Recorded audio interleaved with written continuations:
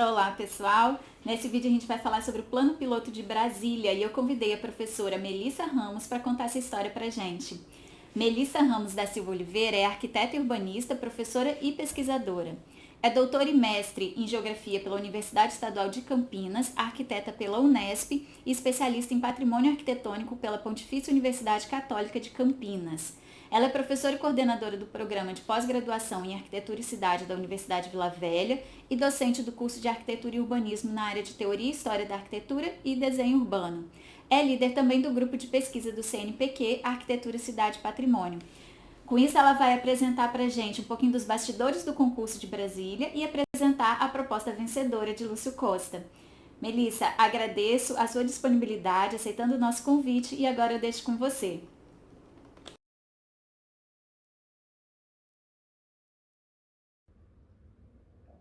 Olá pessoal! Nesse vídeo vamos tratar do Plano Piloto de Brasília e discorrer sobre alguns projetos premiados e conhecer um pouquinho mais sobre o projeto de Lúcio Costa, o projeto vencedor. Vamos nessa? Antes de tratarmos do concurso efetivamente, é importante conhecer alguns fatos que influenciaram a construção da nova capital. É importante lembrar que Brasília não foi a única cidade construída para ser capital. Anteriormente, se destacam os projetos de Belo Horizonte e Goiânia. Minas Gerais queria uma capital que pudesse impressionar, impusesse respeito e prestígio para o estado. Assim, Minas decidiu contratar Arão Reis em 1897 para elaborar um plano racional, regular e monumental que pudesse exaltar uma imagem de modernidade. O estado de Goiás também optou por projetar uma cidade para ser a capital de seu estado, para simbolizar a modernidade no começo do século XX. Em 1933, o arquiteto Atílio Corrêa de Lima foi convidado para projetar a cidade de Goiânia, influenciado pelos ideais da Carta de Atenas. Esses precedentes, ou seja, os projetos de Minas e Goiânia, possuem um valor simbólico e evidenciam o espírito empreendedor de seus governantes que buscavam por mudanças. Em 4 de abril de 1955, o então candidato à presidência da República, Juscelino Kubitschek, fez um comício na cidade goiana de Jataí. Devido à chuva, o comício foi improvisado e JK usou a carroceria de um caminhão quebrado como palanque. Durante o comício, Antônio Soares Neto, conhecido como Toniquinho da Farmácia, perguntou ao candidato se a capital do Brasil seria transferida do Rio de Janeiro para outra localidade. O questionamento foi feito em alusão a um artigo da Constituição de 1946 que determinava a transferência da capital, mas não definia a data para a conclusão dos trabalhos técnicos e o início das obras. Durante o comício, JK responde que a pergunta era um grande desafio. Porém, caso ele fosse eleito, iria construir a nova capital e a mudança da sede de governo. JK foi eleito em 1955. Em 1956, inicia-se o seu governo, onde ele vai implementar a sua política desenvolvimentista. O governo JK adota como slogan 50 anos em 5, com a intenção de promover o desenvolvimento do país durante o seu mandato. Cria o plano de metas, aonde foca em investimentos em energia, transporte, alimentação, indústria de base e educação. No plano de metas, JK também prevê a transferência da capital do Rio de Janeiro para o centro do Brasil, com a intenção de promover a interiorização do país e incentivar uma integração territorial a partir de uma política rodoviarista. Para efetivar a criação da nova capital do país, foi criado em 1956 a Companhia Urbanizadora da Nova Capital do Brasil, a Nova Cap. Para a Nova Cap, foi instituído um estado de exceção, onde o presidente JK mantinha completa autonomia e controle sobre as decisões fundamentais da companhia, como, por exemplo, contratar construtoras dispensando os processos de licitação. JK atribuiu o cargo de diretor do Departamento de Arquitetura da nova CAP para Oscar Niemeyer, dando-lhe a função de projetar a cidade. Todavia, Niemeyer negou seu compromisso, porém sugeriu duas possibilidades. A primeira, de criar um concurso nacional com a participação do IAB na organização para a escolha do melhor projeto urbanístico. E a segunda, o compromisso de projetar todos os principais edifícios administrativos das cidades. JK aceita as propostas de Niemeyer e confere à nova CAP a função de elaborar o edital do concurso de Brasília. No mesmo ano, foi aberto o concurso nacional do plano piloto da nova capital. É importante ressaltar que a nova CAP foi o principal instrumento de JK na efetivação da nova capital. Sem a sua criação, nem o concurso, nem a construção poderiam ter sido concebidos e concretizados em tão pouco tempo. O edital para o concurso nacional foi organizado por Israel Pinheiro, Ernesto Silva, Oscar Niemeyer, Raul Pena Firme e Roberto Lacombe. Ele foi publicado em setembro de 1956.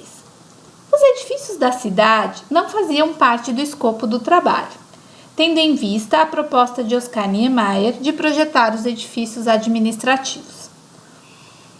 Segundo o edital, o plano piloto deveria abranger o traçado básico da cidade, indicando disposição dos principais elementos da estrutura urbana, a localização e interligação dos diversos setores, centros, instalações e serviços, distribuição dos espaços livres e vias de comunicação. Todo o projeto deveria ser apresentado na escala 1:25.000. O projeto deveria conter ainda um relatório justificativo. Deveria ser pensado para abranger uma população de 500.000 habitantes que ocuparia uma área aproximada de 5.000 km². Vamos conhecer alguns projetos premiados? 26 equipes participaram do concurso e apresentaram propostas distintas para o plano piloto de Brasília, sendo 7 projetos classificados. Polêmicas e mistérios permeiam os bastidores do concurso. A primeira refere-se ao horário de entrega, que havia sido marcado para as 18 horas, segundo o telegrama enviado por Ernesto Silva em complementação aos dados faltantes do edital. Entretanto, o depoimento do próprio Lúcio Costa atesta que seu projeto foi entregue por sua filha nos últimos minutos do expediente, quando se encerravam os trabalhos. Lúcio Costa foi o último concorrente a entregar o seu projeto, depois das 23 horas, quando os demais o fizeram antes das 18. O edital realmente não especificava o horário para entrega, porém o telegrama enviado a todas as equipes limitava o horário para as 16. Esse atraso não foi considerado na avaliação e o projeto de Lúcio Costa não foi desclassificado. A segunda polêmica se refere às escolhas do júri, que refletiram os princípios modernistas ainda em voga no Brasil, e o resultado dos finalistas comprova esse predomínio. Fica evidente que todos os projetos apresentados tinham em comum a inspiração racionalista e a influência direta da Carta de Atenas de 1933. 3 projetos dividiram o 5º lugar. São eles: Carlos Cascaldi, João Villanova Artigas, Mário Wagner Vieira da Cunha e Paulo Camargo de Almeida. O outro, Henrique Mindlin, Giancarlo Pallanti e Construtécnica S.A. E o último, Milton Giraldini. Villanova Artigas e equipe apresentaram um plano regional juntamente com um plano onde propuseram uma zona de agricultura no entorno do Distrito Federal. A área urbana era formada por uma malha viária retangular e dividida em zonas. Foram pensadas 3 zonas residenciais de tamanho e natureza distintas. as R1, as R2 e as R3. As R1 ficavam no centro, as R3 na parte oeste, próxima à zona industrial. As R2 na parte norte, próxima à zona militar. Ao sul, situava-se o Centro Geral de Abastecimento e a leste, o Centro Comercial ao lado do Centro Cívico e do Parque Nacional, conectado à represa. A proposta foi criticada pela uniformidade das zonas residenciais e pela densidade muito baixa, cerca de 50 pessoas por hectare, na medida que propôs um habitat muito disperso. A proposta de Henrique Mendlin, Giancarlo Pallanti e Construtecnica S.A. propõe a implantação do centro administrativo no ponto mais alto do sítio, ou seja, no lado oposto à represa. O traçado desenhado previa 2 eixos: o eixo das atividades públicas, administrativas e do governo e o eixo da vida particular, cruzando-se ortogonalmente no centro comercial e recreativo da cidade. 3 princípios nortearam a proposta elaborada pelo arquiteto Milton Giraldini: a cidade-jardim, a superquadra e a unidade de vizinhança. A cidade-jardim era delimitada por uma cinta verde, um largo anel periférico exclusivamente rural. A superquadra, com tamanho aproximado de 2.000 por 2.000 metros, teria ruas de distribuição sem saída a cada 20 lotes. No centro dessas quadras, haveria um parque interno, ligado às moradias por veredas parques. As unidades de vizinhança, unidades de residência, permitiriam o convívio social dos vizinhos. 2 projetos ocupam o 3º e 4º lugar: o projeto do MM Roberto e o projeto da equipe, formada por Rino Levi, Roberto Cerqueira César, Luiz Roberto de Carvalho Franco e Paulo Fragoso. O projeto dos irmãos Roberto destacou-se pela peculiaridade do partido adotado, que dividiu a capital em 7 células, fora o Centro Administrativo Federal, interligados por parques e esteiras rolantes. Novas unidades poderiam ser criadas para atender a expansão da cidade, caso fosse necessário. Enfim, essa proposta diferenciava-se das concorrentes pela descentralização. Destacou-se ainda pela elaboração de um estudo aprofundado dos dados sociais e econômicos que a operação poderia acarretar, que foi anexada ao projeto. Segundo o júri do concurso, esse projeto foi o estudo sobre a utilização da terra mais completo e o programa de construção e financiamento mais realista. Apesar de propor um plano excelente para o bem-estar, o júri considerou um plano que não era adequado para uma capital nacional. Dando continuidade à análise do projeto dos irmãos Roberto, vamos tratar agora da unidade urbana. Na imagem a seguir, vemos um esquema na parte superior que demonstra a previsão de crescimento da cidade. Em verde, as 7 unidades previstas na concepção inicial do projeto. Em vermelho, as células possíveis de serem acrescidas caso a cidade crescesse. Abaixo, um detalhe dessas células.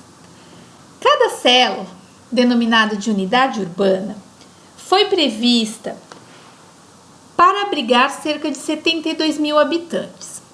Eram organizadas de forma radiocêntrica. O centro, ou core, era a área destinada às atividades comerciais e de serviços.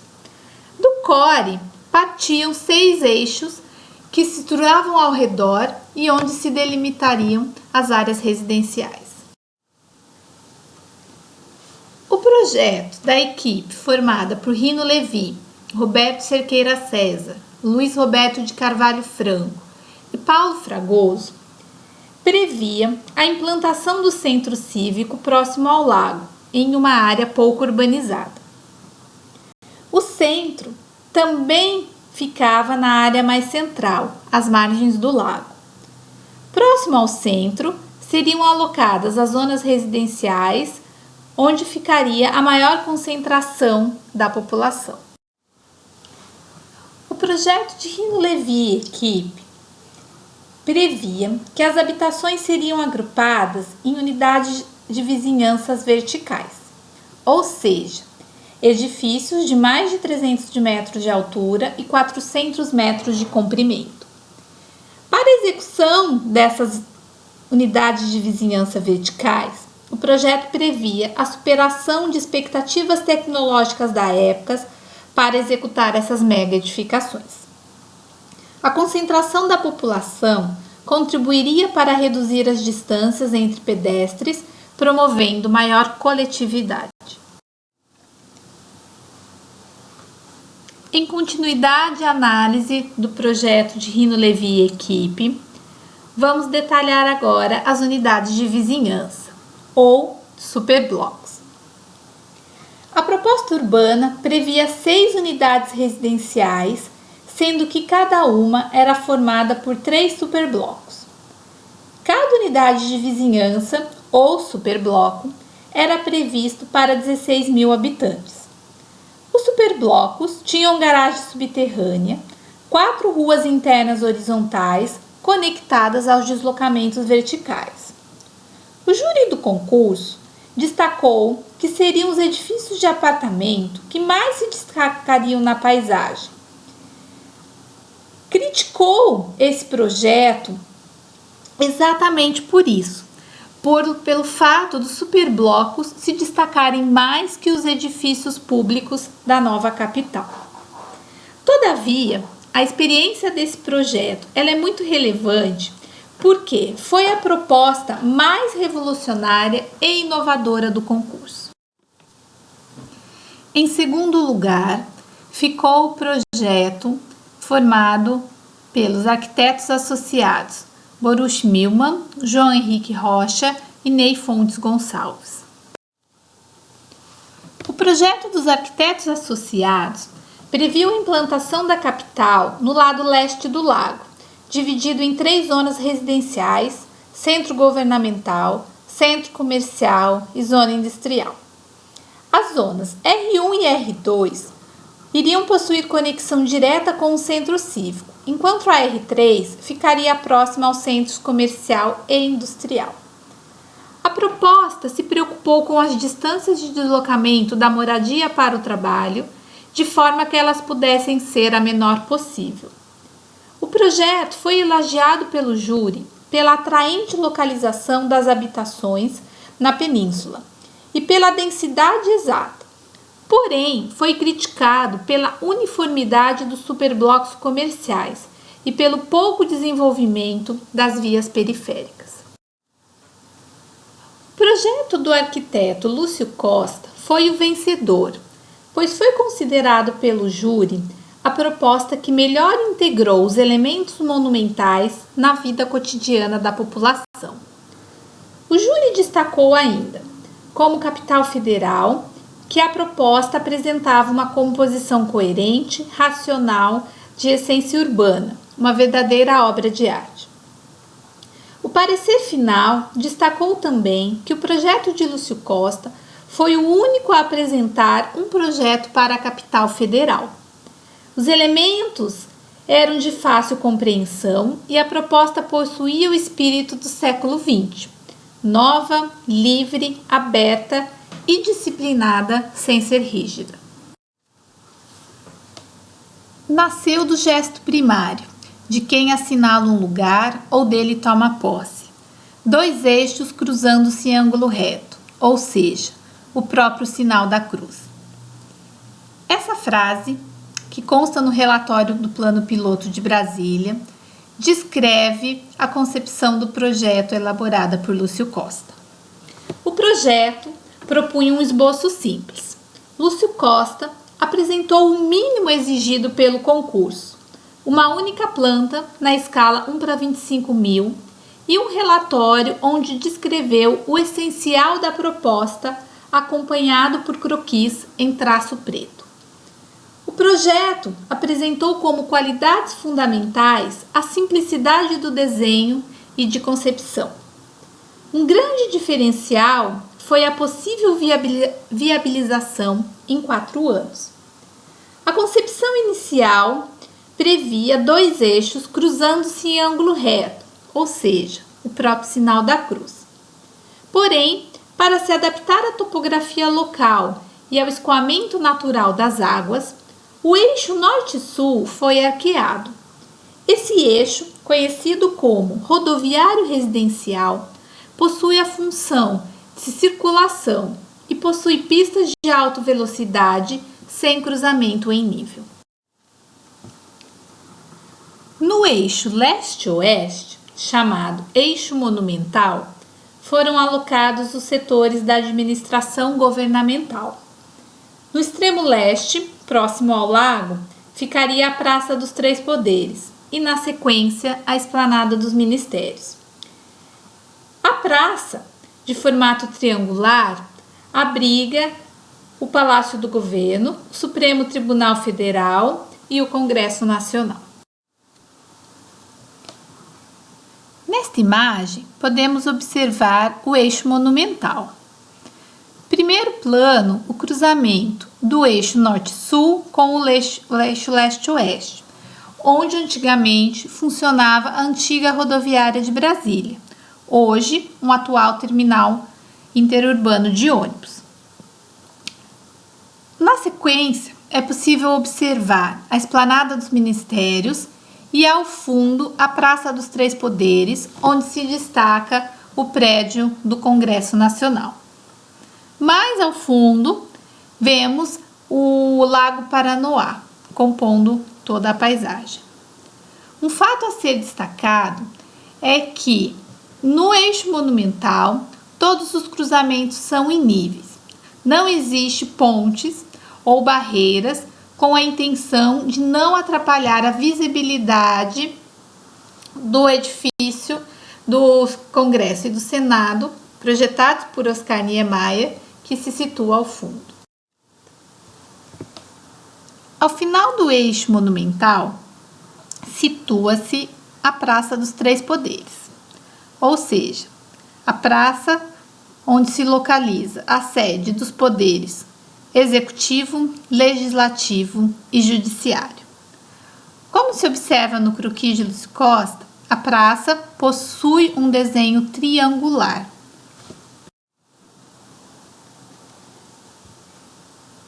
Para atender à demanda de moradia, Lúcio Costa propôs as superquadras, ou seja, um conjunto formado por 4 quadras de 300 por 300 metros, emoldurados por uma cinta verde de aproximadamente 20 metros.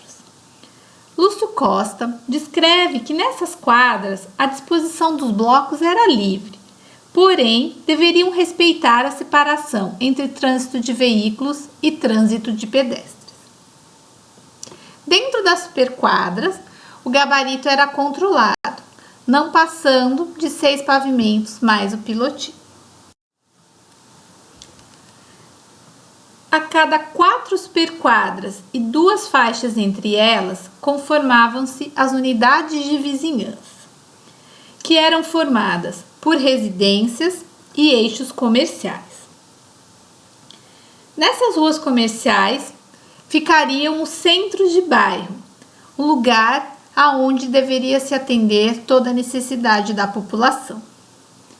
Nas imagens podemos observá-los. A imagem acima, à direita, mostra a localização dos edifícios residenciais e à esquerda um desses eixos comerciais. E a imagem inferior traz uma vista mais próxima da escala do pedestre dessa rua comercial. Esta imagem ilustra o eixo norte-sul, que conecta os setores residenciais. Nela é possível observarmos a presença das superquadras e também observarmos o gabarito homogêneo e controlado desse setor residencial. Lembrando que nas superquadras a altura máxima permitida era de 6 pavimentos sob pilotis. Também é possível observar como os edifícios residenciais eles estão dentro dessas superquadras, sempre permeados por grandes áreas verdes.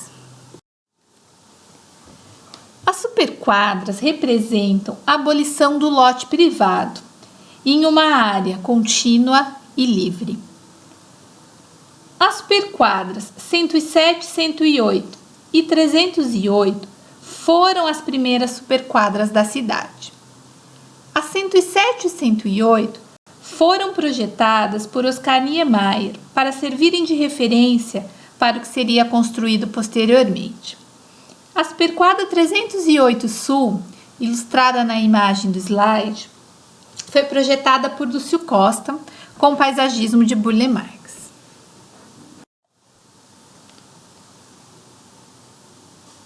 A proposição inicial do plano piloto, prevista por Lúcio Costa, previa uma equidade social, ou seja, onde as pessoas de distintas classes pudessem conviver dentro do plano piloto. Para tanto, foram propostos edifícios com apartamentos de diferentes tamanhos, entre 1 e 4 dormitórios. O plano previu também quadras econômicas com apartamentos para a classe mais proletária, visando essa igualdade.